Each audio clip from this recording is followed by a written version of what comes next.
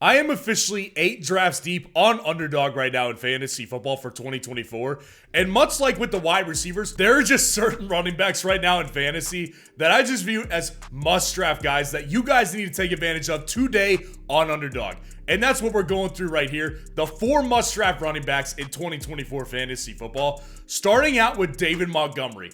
For a second year straight on the Detroit Lions, I think David Montgomery is just simply a smash draft pick at where he's going. Running back 19 off the board, and his ADP right now is 72 overall. So that puts him at the back of the 6th round, front of the 7th round right here.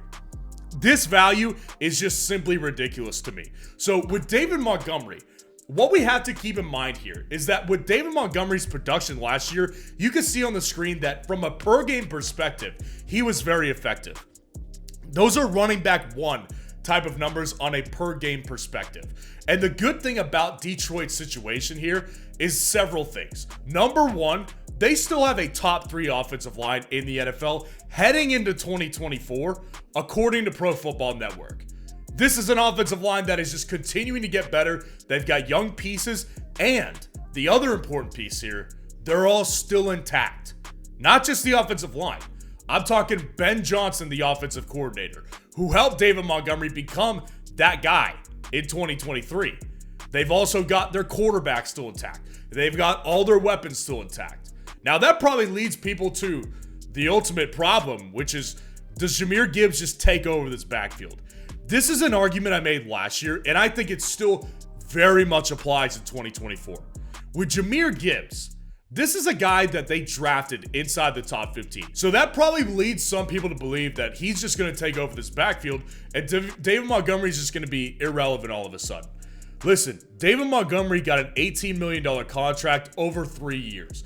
And over half of the value of the contract is guaranteed money. So if you think that they're going to put a guy on the bench that they guaranteed over half of the value of the total contract, they're just going to put him on the bench, you're sorely mistaken. That's not how the NFL works right here. And the other reason for this, the reason why I believe that Jahmyr Gibbs will not become a 20 carry per game type of guy is because he's not built for it. This is the argument I have with Devon Achane. Jahmyr Gibbs is still pretty small at the NFL level, and he's not built for a 3-down workload. Why do you think they want to keep David Montgomery around? They want to keep him around because they had success with him as the primary carry guy. And Jahmyr Gibbs still gets plenty of carries, but he gets a lot of targets as well. So do I think Jahmyr Gibbs will be bad in fantasy this year? Absolutely not. I think he's a top 5 guy this year. But to leave David Montgomery out of the gate and say he's the running back 19, this is just totally incorrect right here. The line of thinking is just not correct here for a lot of people, and that's what's leading to such a great price. Remember, top 3 offensive line, production last year with the offensive coordinator still intact.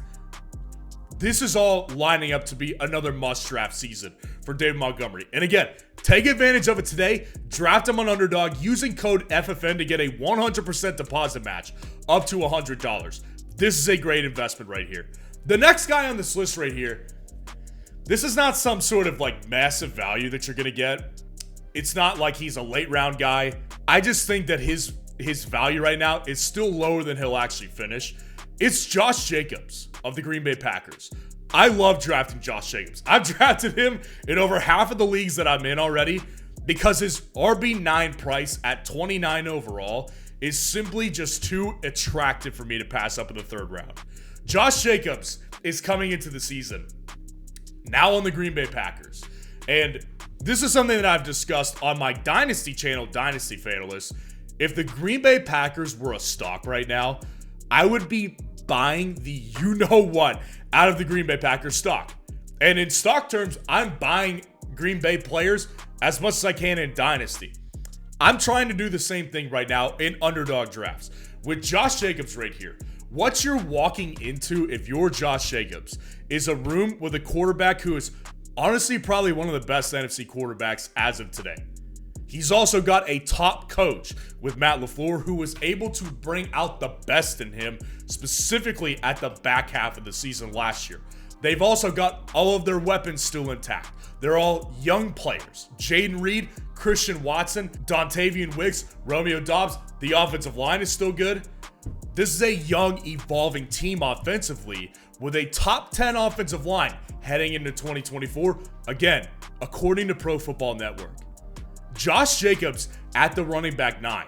Look at who he's going behind right now. He's going behind guys like Malik Neighbors, who is still without a team right now. He's going behind guys like Mike Evans, Chris Olave, Deebo Samuel, DJ Moore.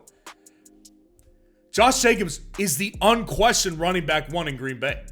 A.J. Dillon's not taking 10 carries per game away from him. Josh Jacobs is going to be a 20 carry per game type of monster, in all likelihood because Green Bay wants to take pressure off of Jordan Love from having to throw all the time. Josh Jacobs, to me, is absolutely must-draft material simply because of the offense that he's on, the offensive line he's running behind. Everything lines up so much better than it did in Las Vegas. And the contract they gave him absolutely will tell you everything they need to know about how much they're planning on using this guy in 2024. The next guy on this list right here, I can't believe this. I mean, I can believe it to a certain extent because he's old, but I can't believe that people are just ready to send Raheem Mostert out to pasture. Raheem Mostert has an ADP of 88, and he's the running back 25 off the board right now. Let's first address the concerns. Yeah, Raheem Mostert is over 30 years old. It was also the first season that he played all 17 games. This guy has been injured for most of his career. Raheem Mostert is also dealing with the Devon Achane problem. Devon Achane is probably better comparatively to Raheem Mostert. So a lot of people, again, very similar to Jahmyr Gibbs in Detroit, think, well, Devon Achane is just going to take over this backfield, and Raheem Mostert is not going to be relevant. Well, here's the problem with that. The problem with that idea is that the Miami Dolphins just re-signed Raheem Mostert. 2-year deal. So they want Raheem Mostert around. Why do they want him around? Again, it's the Jahmyr Gibbs argument on steroids. The problem with Devon Achane, this guy's not even 190 pounds. This guy's around 185 pounds. And he's not even 5'10". So this guy, if you look at what he did in his first year, from a numbers perspective, yes, Devon Achane is an excellent fantasy guy to have. The problem is, he was injured for a lot of the season, and they're not wanting to give him over 10 to 12 carries per game. The reason why is because his size is not ideal to be a 3-down guy at the NFL level. That's why Raheem Mostert is back in Miami. They understand this in Miami. They have a running back system there that is perfect for 2 efficient guys because they know how to use the zone running scheme so effectively for both Raheem Mostert and Devon Achane. So Raheem Mostert, if he was the number 1 guy, unquestioned 20 carries, 25 carries per game, I would have a problem with picking Raheem Mostert because I don't believe that his body will hold up past 30, another type of season where you had last year, where he's just ridiculously, great and getting 17 touchdowns in a season. I don't think that's going to happen again. But at the running back 25, I could easily see Raheem Mostert having another top 10, top 15 season without a question because Miami's system is still intact. Devon Achane is there, and it's good for him. It's good for him to have Devon Achane there. I'd be much more uncomfortable if Devon Achane wasn't there, and it was all on Raheem Mostert. I think one of the biggest misconceptions in fantasy football from so many years of playing fantasy is that people still want to think that every running back who's listed as number 1 on the depth chart needs to be the 3-carry guy. It doesn't have to be that way. I've made several videos this offseason about wanting to get guys in 2 running back systems. David Montgomery, Jahmyr Gibbs, great example. Another great example, Raheem Mostert and Devon Achane. Raheem Mostert at the running back 25 and 88th off the board is tremendous value to me. The upside, we know the ceiling is there. In this offense, that ceiling is stupid high. And especially in a best ball format, this guy has the potential to give you a 35, 40-point game once again in 2024. Draft Raheem Mostert. The last guy on this list right here is someone that I think there's plenty more questions on than any of these other guys. The reason that I think you should draft Gus Edwards is actually very, very simple. So Gus Edwards is now a Los Angeles Charger. He got signed to the Chargers pretty early on during free agency and was one of the only big moves that the Chargers have made aside from getting rid of their top 2 wide receivers. Well, that's obviously a factor. But Jim Harbaugh, this is something I've discussed as well a lot this offseason. If you've been watching football for the better part of two decades, you know the type of teams that Jim Harbaugh likes to have. Dating back to head coach days at Stanford, what is Jim Harbaugh's DNA? Offensively, he wants to run the friggin' ball. He wants to run the ball.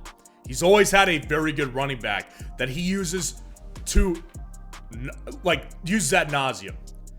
Jim Harbaugh wants to run the ball. And if that's not clear enough just based on his other teams, look at the moves he's made this offseason. Their 2 top wide receivers are out of the building. Quentin Johnston and Josh Palmer are now the wide receiver 1 and 2. I think they'll draft a wide receiver, but the point being, what if they don't draft a running back? I think it's very possible. They've got holes to fill.